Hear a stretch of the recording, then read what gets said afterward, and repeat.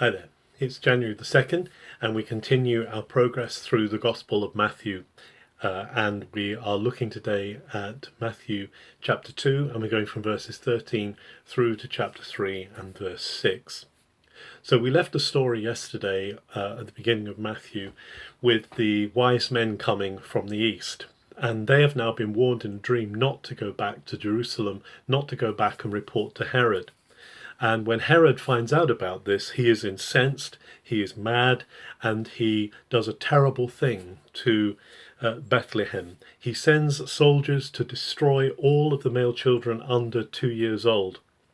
And it's very interesting. There's kind of a parallel here, perhaps, with the stories going back to Pharaoh and what Pharaoh did in Egypt to the children of which Moses was a survivor. So in a sense, in Matthew's Jewish mind again, there's a parallel between Moses and Jesus here. Jesus is rescued from the destruction by the oppressive tyrant who Herod represents here. And also Matthew again appeals to the prophets. He quotes from Jeremiah about the weeping of Rachel in Ramah and the terrible loss that she suffers because of this horrible destruction which Herod carries out. But Joseph is warned in a dream to escape and to go down to Egypt. Again, N.T. Wright wants to point out here that this is in line with Matthew's paralleling the story of Jesus with the story of the Exodus and the story of the people of Israel. So Jesus, just as Israel goes down to Egypt, so Jesus goes down into Egypt, and it's from there that he's called. In the historical sequence of events, having spent time there in Egypt, Joseph is again called back to Israel in a dream. Interestingly, he doesn't go back to Israel.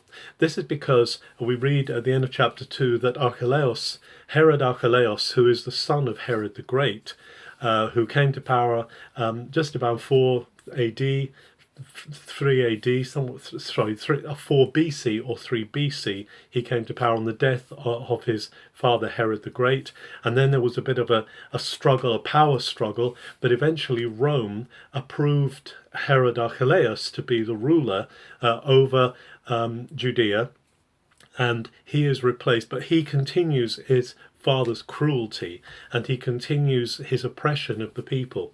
So when Joseph hears about this and hears about Archelaus, he realizes that there's every possibility that Archelaus, as the son of Herod the Great, will continue to pursue this one who has been called king of the Jews by the wise men. And so he diverts from going back to Israel, going back to the south, going back to Bethlehem, and he diverts to the north, to Nazareth, and there Jesus is brought up. And again, Matthew appeals back to the prophets and said this is to fulfill what was called that he will be called a Nazarite or Nazarene. And there Jesus grows up. Now Archelaus actually he lasts until 6 AD, and in 6 AD the Jews are so angry with his maltreatment of the people that they appeal to Rome, and Rome removes Archelaus as ruler in 6 AD, and they put in direct rule of Judea, and Judea includes Samaria and Idumea, the Edom territories up to the south of Judah.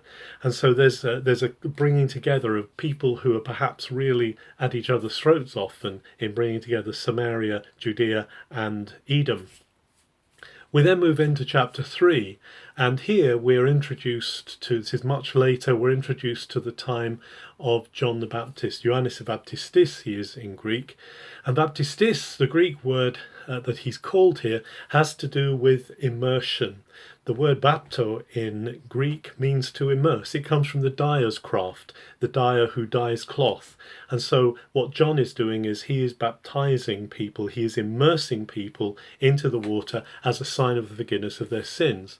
This is nothing new for Jews. Again, in the Jewish understanding, there were many washings, many baptisms that they went through in their daily lives, ritual bathings. There was a mikveh in most synagogues, there was a ritual bath, but here is John offering a mikveh, offering a tevilah, offering a baptism that is a one-off baptism for the forgiveness of sins. And he says it's because inkike vasilia to theo, the kingdom of God is arriving. The kingdom of God is right here now. Be prepared to receive it.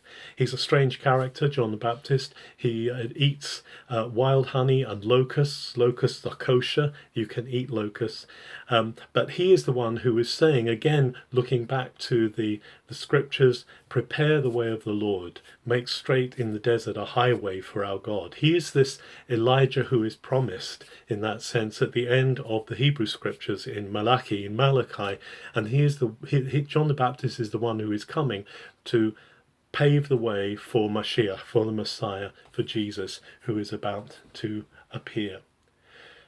The New Testament, Matthew's Gospel, is rooted in historical fact, in historical reality. We can trace these characters that he's talking about. We can trace the places that he's talking about.